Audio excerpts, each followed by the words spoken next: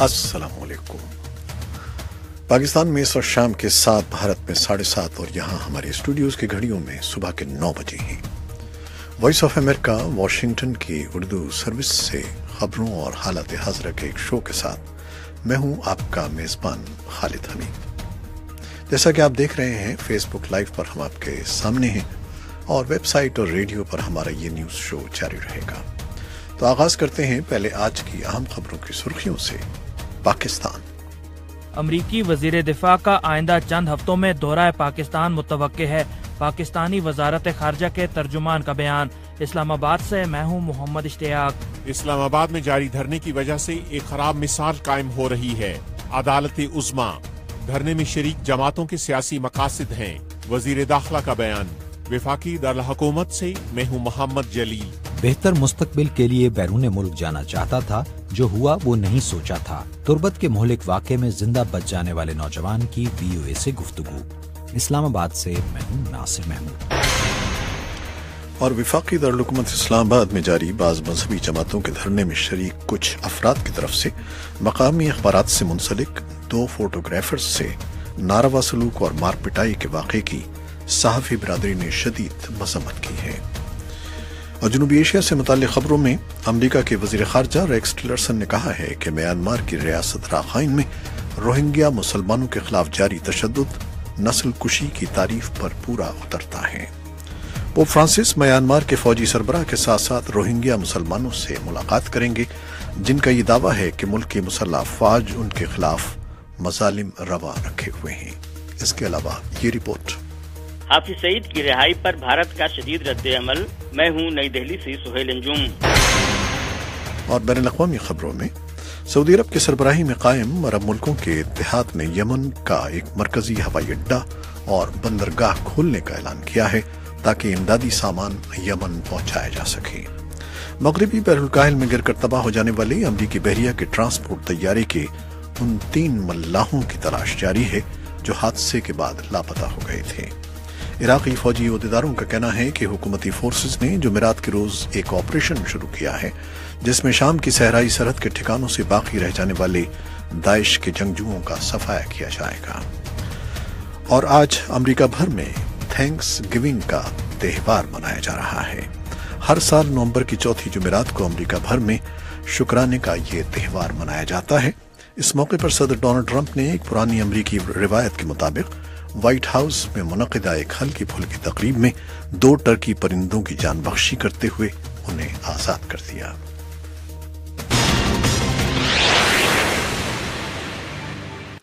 खबरें अब तफसील के साथ। भारतीय वज़ारत ख़ारजा के तर्जुमान ने पाकिस्तान के उस अदालती फैसले पर शदीद तनक़ीद की है जिसमें अदालत ने जमात दावा के अमीर हाफिज सईद की नज़रबंदी को ख़त्म कर दिया है। नई दिल्ली से सुहेल अंजुम ने ये रिपोर्ट दी है। पाकिस्तान की वजारत खारजा के तर्जुमान ने कहा है कि अमरीका के वजीर दिफा जिम मैटिस का आइंदा चंद हफ्तों में दौरा मुतवक्के है। The visit of Secretary of Defense, Mr. James Mattis, is expected in the next few weeks, and the diplomatic channels are working on mutually convenient dates for the visit. तर्जुमान Mohammad Faisal ने जुमेरात को हफ्तावार news briefing में कहा कि अमरीकी वजीर खारजा के दौरा पाकिस्तान की तारीखों के तयन के लिए सिफारती ज़राए राब्ते में हैं। सरहद पार अफगानिस्तान में मौजूद पाकिस्तान के लिए खतरा समझे जाने वाले दहशत गर्दों के खिलाफ अमरीकी फोर्सेज की कार्रवाई से मुतल्लिक पेशकश के बारे में पूछे गए एक सवाल के जवाब में तर्जुमान ने कहा कि उन्होंने ऐसी खबरें मीडिया पर देखी हैं, लेकिन इस बारे में बाज़ाब्ता तौर पर पाकिस्तान को आगाह नहीं किया गया है। Regarding the US offer, I have seen the media reports, but we haven't received anything official.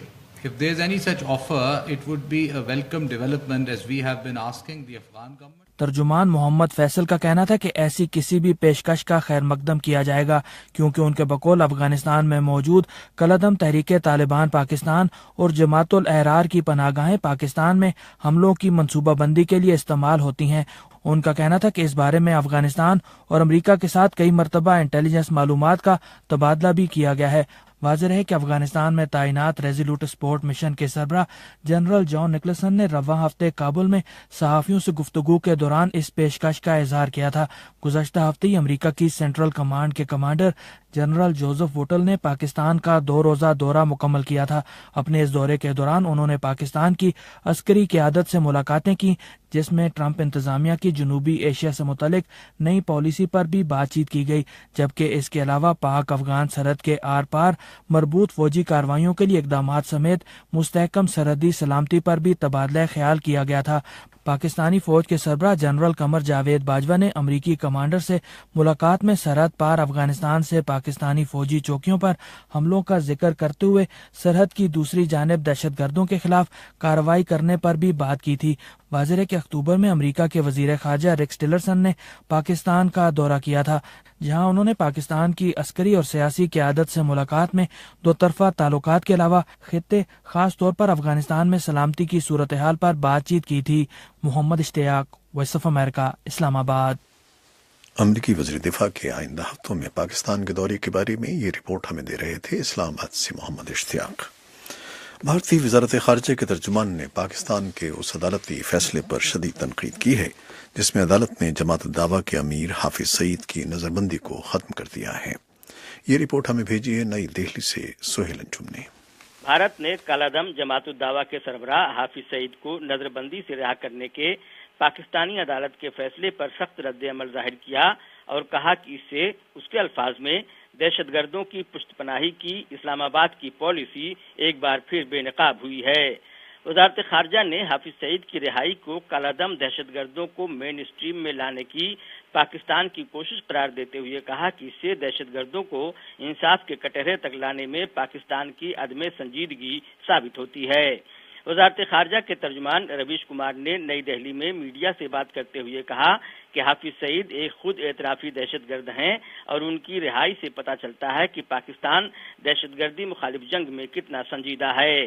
انہوں نے کہا کہ بھارت اور پوری عالمی برادری نے اس پر اپنی ناراضگی ظاہر کی ہے کہ اقوام متحدہ کی جانب سے دہشت گرد قرار دیے گئے ایک شخص کو اپنے مبینہ برے ایجنڈے کو جاری رکھنے کے لیے آزاد کر دیا گیا ہے۔ واضح ہے کہ لاہور ہائی کورٹ کے نظر ثانی بورڈ نے ریکارڈوں کا جائزہ لینے کے بعد حافظ سعید کی نظر بندی ختم کر دی اور کہا کہ ان کے خلاف اگر کوئی دوسرا معاملہ نہیں ہے تو انہیں فوراً رہا کر دیا جائے۔ انہیں رواں سال کے جنوری میں نظر بند کیا گیا تھا۔ بھارت حافظ سعید کو ممبئی حملوں کا ماسٹر مائنڈ قرار دیتا ہے اور اس کا دعویٰ ہے کہ اس نے ان کے خلاف وافر ثبوت حکومت پاکستان کے حوالے کیے ہیں۔ ادھر حافظ سعید کے وکیل اے کے ڈوگر نے بھارت کے ایک نیوز چینل انڈیا ٹوڈے کو انٹرویو دیتے ہوئے کہا کہ حکومت پاکستان نے حافظ سعید کے خلاف کوئی ثبوت عدالت میں پیش نہیں کیا۔ اس نے بھارت کی جانب سے سونپے گئے ڈوزیئر کو بھی عدالت میں داخل نہیں کیا۔ پاکستانی قانون کے مطابق حکومت کسی بھی شخص کو مختلف الزامات کے تحت 3 ماہ تک حراست میں رکھ سکتی ہے، لیکن حراست کی مدت میں توسیع کے لیے نظر ثانی بورڈ کی اجازت کی ضرورت ہوتی ہے۔ جہاں تک دہشت گردوں کو پناہ دینے کے بھارت کے الزام کا تعلق ہے تو پاکستان ایسے کسی بھی الزام کی سختی سے تردید کرتا ہے اور دہشت گردوں کو انصاف کے کٹہرے تک لانے کا اعادہ کرتا ہے۔ سہیل انجم، وائس آف امریکہ، نئی دہلی۔ وفاقی دارالحکومت اسلام آباد میں جاری بعض مذہبی جماعتوں کے دھرنے میں شریک کچھ افراد کی طرف سے مقامی اخبارات سے منسلک 2 فوٹوگرافرز سے ناروا سلوک اور مار پٹائی کے واقعے کی صحافی برادری نے شدید مذمت کی ہے۔ فیض آباد کے مقام پر گزشتہ 2.5 ہفتے سے جاری دھرنے میں شریک بعض افراد نے بدھ کو روزنامہ ڈان کے محمد عاصم اور روزنامہ جنگ کے جہانگیر چودھری کو مارا پیٹا اور ان کے کیمرے چھین لیے۔ یہ دونوں فوٹوگرافرز دھرنے میں شامل ایک گروپ کی طرف سے پولیس اہلکاروں پر ہونے والے ایک حملے کی تصاویر بنا رہے تھے۔ تصاویر بنانے پر پولیس اہلکاروں پر حملہ کرنے والے افراد مشتعل ہو گئے اور انہوں نے 2 فوٹوگرافروں کو مارنا پیٹنا شروع کر دیا اور ان سے کیمرے بھی چھین لیے، جو بعد ازاں دھرنے میں شامل بعض افراد کی مداخلت پر واپس کر دیے گئے۔ تاہم کیمروں میں موجود تصاویر کو ضائع کر دیا گیا۔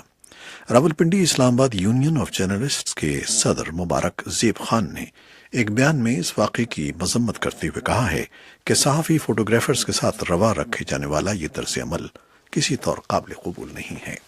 اور ادھر پاکستان کی اعلیٰ عدالت نے حکومت کو مورد الزام ٹھہرایا ہے کہ اس نے اسلام آباد اور راولپنڈی کو ملانے والے علاقے فیض آباد میں دھرنے کو ختم کرنے کے لیے بروقت کارروائی نہیں کی۔ اسلام آباد سے محمد جلیل کی رپورٹ۔ پاکستان کی عدالت عظمیٰ نے کہا ہے کہ اسلام آباد میں گزشتہ 2 ہفتوں سے زائد عرصے سے جاری دھرنے کے معاملے پر حکومت نے مناسب اقدامات نہ کیے، جس کی وجہ سے شہریوں کو شدید مشکلات کا سامنا ہے۔ اسلام آباد کے مرکزی داخلی راستے فیض آباد پر مذہبی سیاسی جماعتوں کے جاری دھرنے سے متعلق از خود نوٹس کیس کی سماعت جمعرات کو جسٹس قاضی فائز عیسیٰ کی سربراہی میں 2 رکنی بینچ نے کی، جس میں وزارت دفاع نے اساس اداروں اور اٹارنی جنرل نے وزارت داخلہ کی رپورٹس جمع کروائیں۔ جب سماعت شروع ہوئی تو بینچ میں شامل جسٹس مشیر عالم نے اٹارنی جنرل سے استفسار کیا کہ کیا انہوں نے رپورٹس کا جائزہ لیا ہے جن کے مطابق پنجاب حکومت تمام حالات سے آگاہ تھی، لیکن پھر بھی کوئی اقدامات نہیں کیے گئے۔ سپریم کورٹ کے 2 رکنی بینچ نے مذہبی جماعتوں کے دھرنے سے متعلق جمع کروائی گئی خفیہ اداروں کی رپورٹس پر عدم اطمینان کا اظہار کرتے ہوئے نئی رپورٹیں پیش کرنے کی ہدایت کی۔ اب اس معاملے کی آئندہ سماعت 30 نومبر کو ہوگی۔ اس موقع پر جسٹس قاضی فائز عیسیٰ نے کہا کہ مستقبل میں کوئی بھی اپنے کسی معاملے پر اپنے موقف کو منوانے کے لیے راستے بند کر سکتا ہے، تاہم بعض مبصرین کا کہنا ہے کہ یہ پہلا موقع نہیں کہ اسلام آباد میں کسی مذہبی تنظیم نے اپنے مطالبات منوانے کے لیے دھرنا دیا ہے، اس سے پہلے بھی ایسے دھرنوں کی مثالیں موجود ہیں۔ سیاسی امور کے تجزیہ کار وجاہت مسعود نے جمعرات کو وائس آف امریکہ سے گفتگو کرتے ہوئے کہا، صرف یہی نہیں ہے کہ سپریم کورٹ نے یہ کہا ہے، کل ہمارے D G I S P R نے بھی کہا ہے کہ حکومت جو بھی فیصلہ کرے گی، ہم حکم دے گی، ہم اس پہ عمل درآمد کریں گے، لیکن میرا یہ خیال ہے کہ یہ معاملہ محض حکم دینے کا اور عمل درآمد کرنے کا نہیں ہے۔ یہ کوشچنز جو ہیں یہ ذرا سے اس سے پیچیدہ ہے۔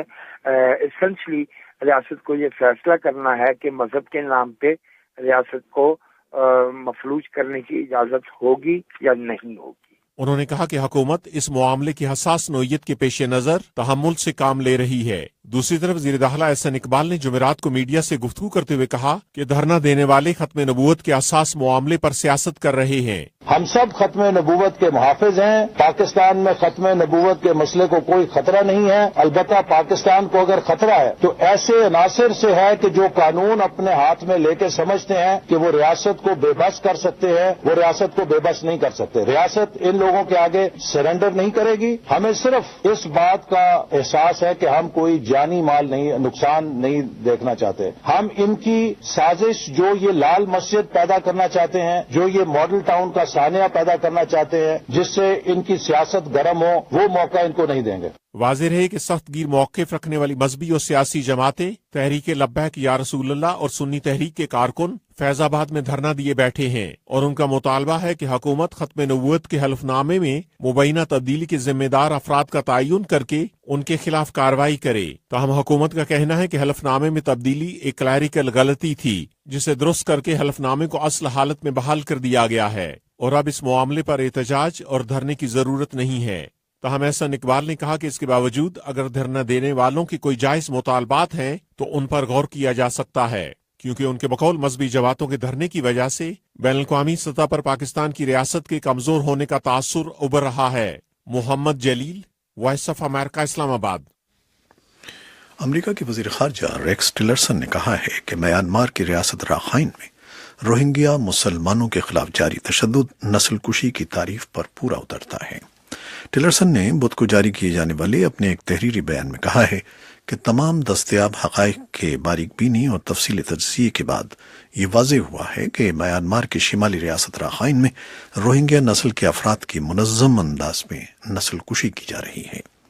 امریکی حکام گزشتہ کئی ہفتوں سے راخائن میں جاری پرتشدد واقعات کے محرکات کی تحقیقات کر رہے تھے، جن کے نتیجے میں 6 لاکھ سے زائد روہنگیا مسلمانوں کو میانمار سے ہجرت کر کے بنگلہ دیش میں پناہ لینا پڑی تھی۔